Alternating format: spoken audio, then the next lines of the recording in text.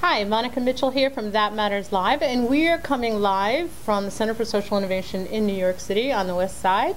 And I have two amazing guests with me today, but I first want to introduce you to Kenny Rivera. He is my Ed McMahon. I mean, he doesn't look like Ed McMahon. You don't remember the earrings and everything like that, maybe the jewelry, but this is Ed. Say hello. Hi everyone, I'm one of the production crews here for That Matters Live, and I'm filling in for the fabulous Shane Snipes. Well, we don't know if he's fabulous, but he's not here, so he's not that fabulous. So I'm here now. And today I have these two awesome guests with us, Deborah Johnson, who is the Executive Director of the Brooklyn Fashion and Design Accelerator, which is part of the Pratt Institute, and it's the new Pratt Institute Incubator. Thank you so much for being here. I'm delighted to be here. Yeah, awesome to have you. Me.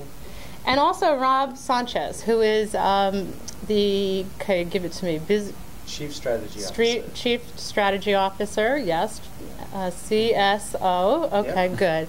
And there's going to be a test right later. Yeah. And also a law professor, adjunct law professor at Fordham University. Yep, that's correct. From Manufacture New York is Yes. your organization. Yeah, awesome. Yeah. And you guys are launching soon, right? Yeah, so right now we have a facility on site in the building that we'll be out of once we finish building out the entire space. And we're going to be bringing in people on a temporary basis on the floor around now as we finish the whole building. Oh, this is so cool. All right, well, back up to Deb, because Deb, kind of like your launch was about a month ago now? 11/11. 11/11. Okay. Good luck. I was at your launch. Rob was at your launch. Kenny, you missed it. It's a lot of It was a fashion great stuff. party. Yes, it was fashionistas there. It was a Oh. cool party. We had about 600 people there. I mean, it was huge. Yeah, it was amazing. It was the launch of the Brooklyn Fashion and Design Accelerator, and it's called BFNDA, right? BFDA, we call it. Yeah. BFDA, and it's in the Pfizer building. It's in about 21,000 square feet on the 7th floor of the Pfizer building, which is used to be a pharmaceutical production facility. Yeah, the no- building's enormous, about 600,000 square feet. It's awesome, but what do you guys do? I mean, like, what is the accelerator? Well, I think what we're trying to be is the ethical hub for fashion in New York City and the ethical hub for design as well. So we have a community of fashion designers, product designers, and technology designers kind of working together, all who want to develop and grow bottom line businesses. Right. So our mentorship is triple bottom line.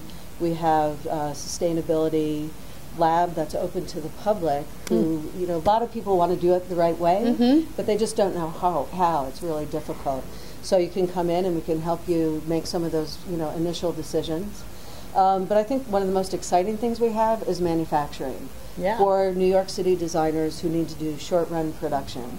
So we like to do 1 to 50 or 100 pieces, and which is a real gap to scale for young designers. Yeah, it's really cool. I want to ask you a couple questions about that, but by the way, this is like one of your this is one of your cool. squishy Fresh new off the yarns. machine. It's like baking bread when we're That's like really making cool. stuff. Do you knit? Are you a knitter? I cannot knit. Okay, well, good to know, because I thought you're so talented That's you why could I even wanted do a that. Oh, No, I have to feel I it. cannot knit. I love it. I cannot knit a scarf. No, it Yeah. always like does that wiggly thing. Yeah, and that's really. As a knitter, I mean, Yeah, I'm always I am a impressed. Are you a knitter? Yeah. Oh gosh. But I knit stuffed animals instead of flat objects. Okay. I Yeah. also love the three-dimensionality. So we're going to put a couple of eyes on this and stuff it and make it Yeah. a little Sea urchin snake. and- Yeah. And the cool exactly. thing about this is if you steam it, it comes out like that. Yeah. Nobody knows that, but that shows Yeah. Deb It how just that works. goes when you go flat. Wow, cool. You steam it flat and it's a whole different pattern. But a lot of our companies are knitwear designers, and we just want to innovate around knitting. It's such cool technology. Yeah. Nike's been doing tremendous stuff around it. I mean, there's so much Yes. future in Yeah. kind of knitting as a technology, not just for apparel, but in many other Yeah, areas. that's great. That's Yeah. awesome.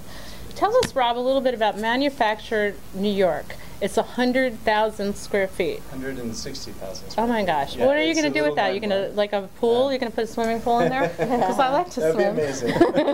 You Yeah. could do it. I saw it. It was really It's cool 2.5 space. football fields long. Yeah. So if you were swimming in that, you'd probably get lost. Okay. So what we're doing is it's a similar in that we have manufacturing and we have the incubators, the design incubator and the tech incubator. What our focus is on is bringing in basically a vertically integrated industry. So we have 110,000 square feet that's set aside for contract manufacturing, Mm-hmm. so that we can take care of all the production needs of the people on the site. And then beside that, we have a design incubator that's specific to fashion designers who are building small businesses, and then also who have around 4 employees or so. Mm-hmm. And then we have the technology incubator as well. And there we're really focused on machine innovation, wearable innovation, looking at the actual biochem and the actual chemistry of what's going on. And then also we're fascinated by textiles, as I'm sure everybody is in the industry. It's so much fun Yeah. to play around at the actual fiber level. Right, because you have, I mean, you have that as well. But Yeah. I want to just talk about the little difference between the models. In the BFDA, you have selected 33 entrepreneurs to work together in a collaborative fashion. And in Manufacture New York, it's democratic in the sense that anybody can apply to it and get a space. Is that correct? Anyone can apply in, and then what we do once we have the applications is we look at building the community around that. So we're looking not to have everybody who has the same product, but it's really about complementary skill sets or very different skill sets that where you could ask somebody outside of your field a question. Right. What we found when we were running our test incubator in the garment district, we found that people who were in, like, say, menswear and people who were in women's wear, when they had different skills, they could solve problems that each other had, and so it's really about that co-location effect. So we're doing that at the micro level inside of the design incubator, and then we're doing it at the macro level by having a lot of different factories on site with a lot of different skill sets, and then also the tech side with a lot of different skill sets. That's really cool. You guys should do some collaborative efforts. I really would like to see that. But It's I also great. That sense of community is Yeah, critical because absolutely. for us it's very similar to putting technology-driven people with product-driven people with apparel-driven people. But I know your goal, at least correct me if I'm wrong here, is that you would really like to have these 33 businesses there scale and have they have all the support. I have the Pratt Design Incubator. We still have it. Yeah. But this is really about accelerating businesses from, say, $30,000 a year in sales, which you can't live on, to $300,000 to $1 million in Yeah. sales over a period of 2 to 3 years. Wow. And we have really strenuous mentorship. And we're linked to an educational institution, so the kind of the research that we're doing is part of Pratt's mission. I mean, we're a part of Pratt, Right. so it's important. The education aspect of what we're doing is critical. But you don't have to be a Pratt student to No. apply. No. Okay. So there's But the you do difference have to a little have bit, core yeah. values in sustainability Yeah. and want to really integrate that into your product Right. and manufacturing. Yeah. That's awesome. I want to back up just a little bit and talk about like where you guys come from, what your pasts are. Also give a little plug in for these two incredible people are coming to the NYC Social Innovation Festival, and that for the first time ever will be on the last weekend of February. And the BFDA is hosting one of those events, the big Brooklyn event, which is going to be really It's going rocking to be it. fantastic. Awesome. Yeah, I'm looking forward to it. Yeah, absolutely. And Rob would also be on the panel and be part of our planning sessions. I love it. I've had so many conversations with you, and you, every time I talk to you, I get like really excited because you're like such a visionary.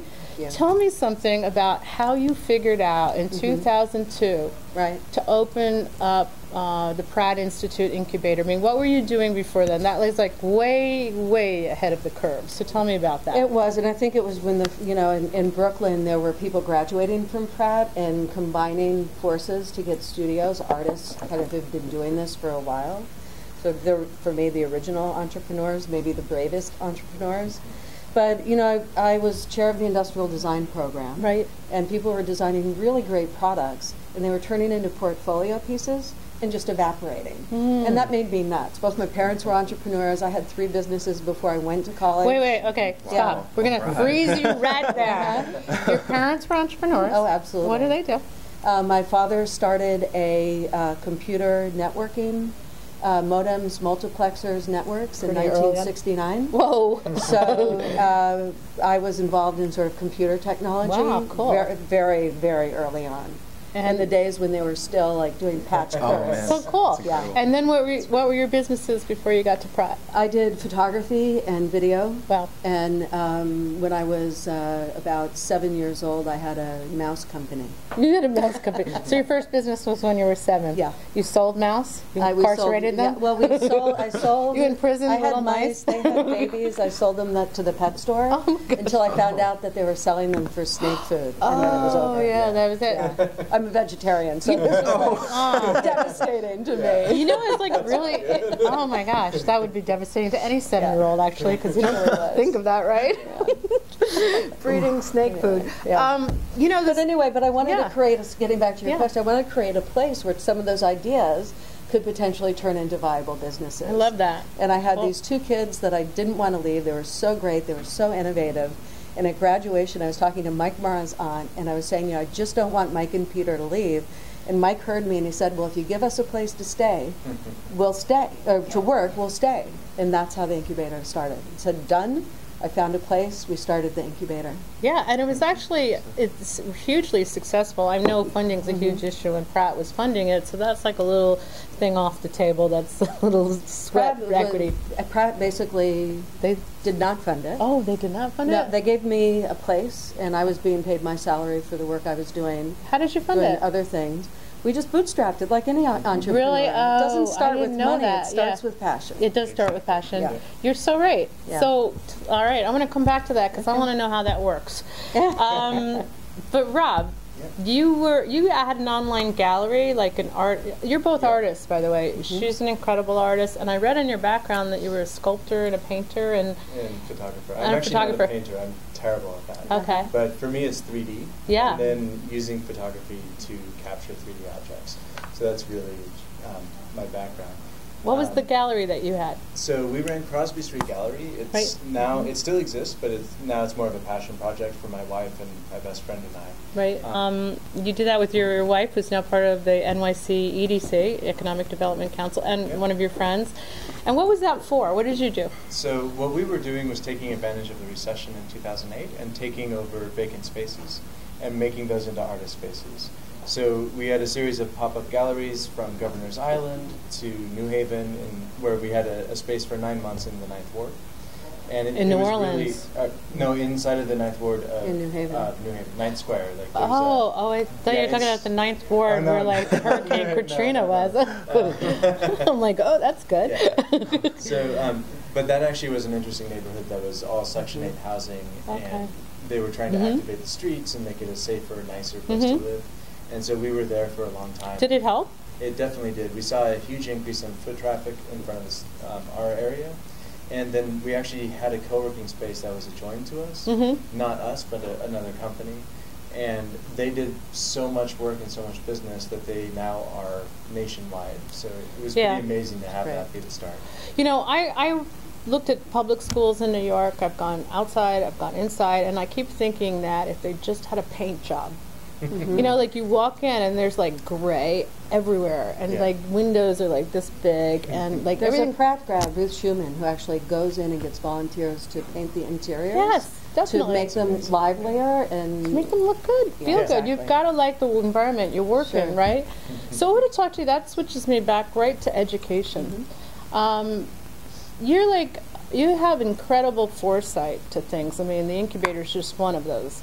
But we were having a conversation about when you were right before your launch for BFDA about the future of education and what you want to see happen at BFDA in terms of education and why. So Yeah. what is that? Well, I think that education is in, a very disruptive space right now.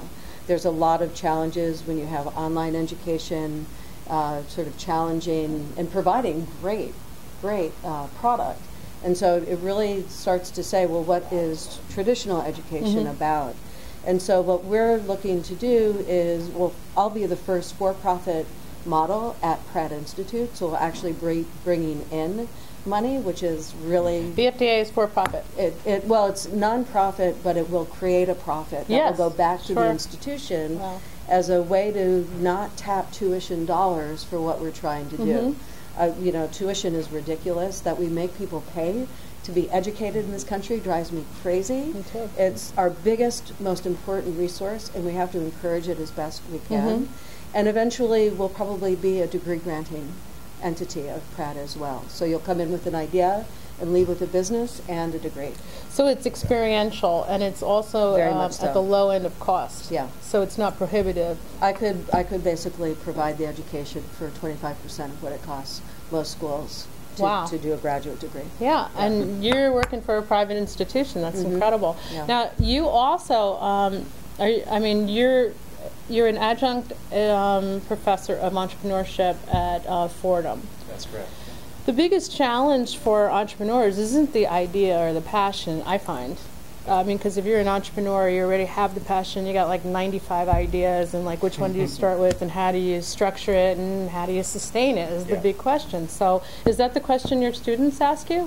What I'm looking at with my students is really how do you structure the strategy on the law side so that you can build a sustainable business. So it's really about answering questions of the structure of the team so that you work together well, the structure of the idea itself, how do you protect your intellectual property, how do you work together with people inside of the ecosystem and the community, and also how do you not spend all your money on lawyers so that you can go ahead and spend that money on what you actually need it for. How do you not spend money on lawyers? I mean, if they don't know you, because now I know you, I'm going to ask you these questions.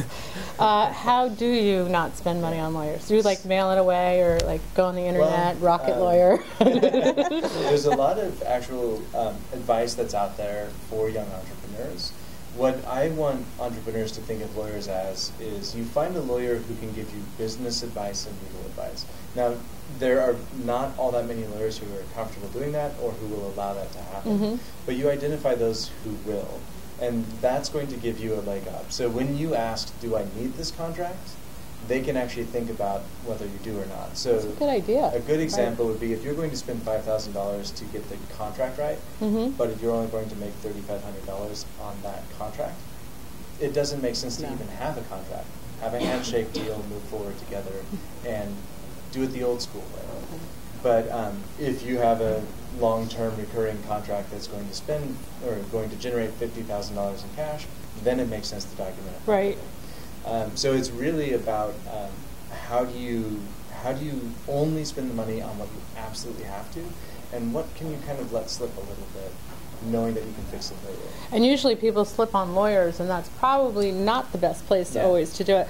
I have a question about that. Are you going to do workshops over at Manufacturer New York? We will be doing a lot of workshops. Wow, there. legal workshops, because that would be really helpful. Right. You know, Yeah. definitely helpful. So we've been talking with the Fashion Law Institute from Fordham and bringing them in so that there's access to free and low-cost lawyers, and then also working with everyone there to have actual classes that are much more about this. Yeah. We have to be really careful because it's the law about what advice we give and Sure, everything I know. like that. So it's It's a tricky path. It's like being a politician. I always say I think so. I always say hire an accountant and befriend a lawyer. and, Yeah, and totally. just having a lawyer who's a friend, that's, just charm a lawyer. So you have somebody to give you general advice is important. We have entrepreneurs in residence that come in, 3 of them, 1 day a week, and work directly with our venture fellows. And, for just on-demand questions, as well as sort of longer-term strategic planning, sustainability roadmaps, those sorts of Yeah, things. it's great. Yeah. Well, my father was a lawyer, and I never knew how expensive lawyers were until he passed away, and I didn't have a free lawyer anymore. It was like really weird. Kenny, you've been very quiet. I've been listening to everything. Do you want to ask any questions This about? is great. I'm you know, he's a actually curious. fashionista. Yeah, fashionista. Excuse me, I thought Nista. Your materials, do you Yes. get them sustainably? Yes. Fair trade? Yes, we only curious. we're very interested in, we have a resource library for the supply chain. That's okay. Because people want to do it, but they, don't know what it means to do it, and so we have that kind of consulting. But also we have a library that points to a sustainable supply chain, so that where you can buy what you need That's- to actually get it done. And we have relationships with various materials manufacturers, organic dyers, those sorts of things. So we're trying to do it the best way. Young companies don't have that much of an impact. They're not making that many products at first.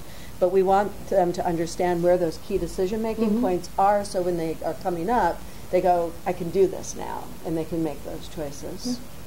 So how this is so important, because this is what was missing from co-working spaces, Yeah. like for years, and I think it's been like kind of a learning lesson for a lot of people to know. Yeah, we need the practical. It's not just a place to go that's cheap, that's affordable for workspace. It's like, but how do we get from A to F? Right. Yep. You know, and actually make a living at what we're doing. Yeah. So.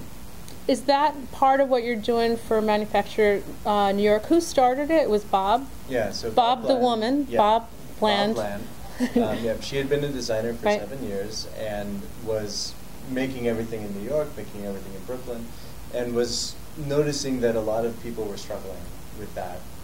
It was very difficult in the community to find manufacturers, to find access to goods, to find what you needed to really make a sustainable and growing business. And so she took some time and basically said, what would I need to actually do this? And so she put together a plan of what exactly is missing, what's there, what's needed, and then she brought together a team around that to help execute that vision. And so the interesting thing was the answer was you needed everything. And so that's why we've created this vertically integrated model that allows us to answer questions all the way through the supply chain. As you were saying, the sourcing can be an almost impossible step, and then if you don't have the factory to go to, and if you don't have the product development right, and if you basically every single step along the way is a breaking point for a small young company. It's really about connecting the dots Yeah.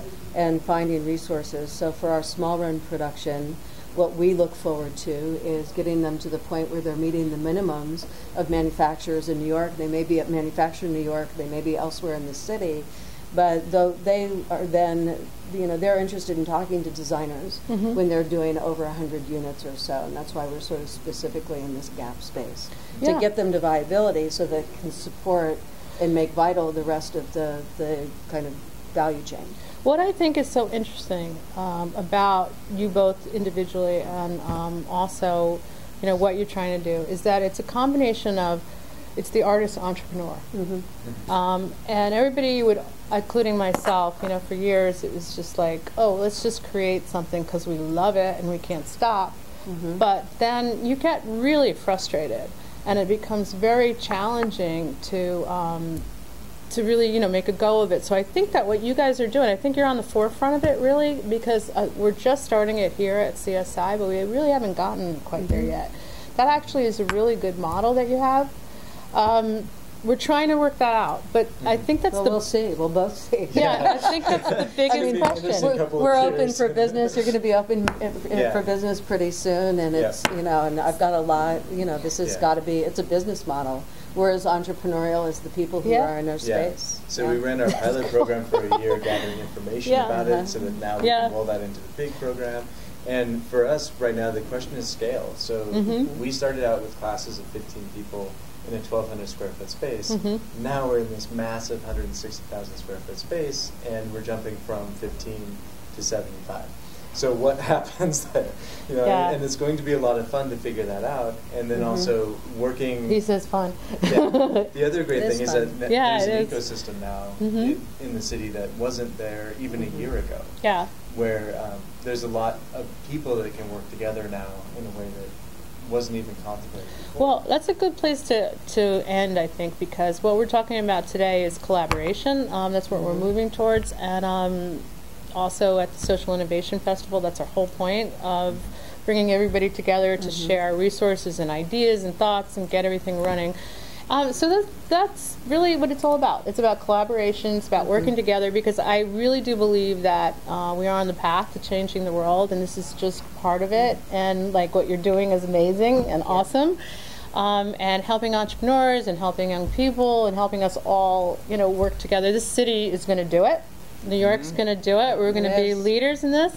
And then we're really going to share that with the world. That's really the whole point of it. And thank you, Deborah. Thank you. Deborah Johnson of BFDA in Brooklyn. You rock. You're awesome. Thank you so much. And Rob, I love it. A lawyer, an artist, an entrepreneur, and a Knitter.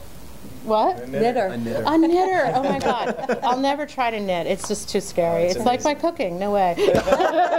All right. Thanks, God. Rob Sanchez and Kenny Rivera. And I am Monica Mitchell. This is That Matters Live. And tune in again next week. Thank you so much.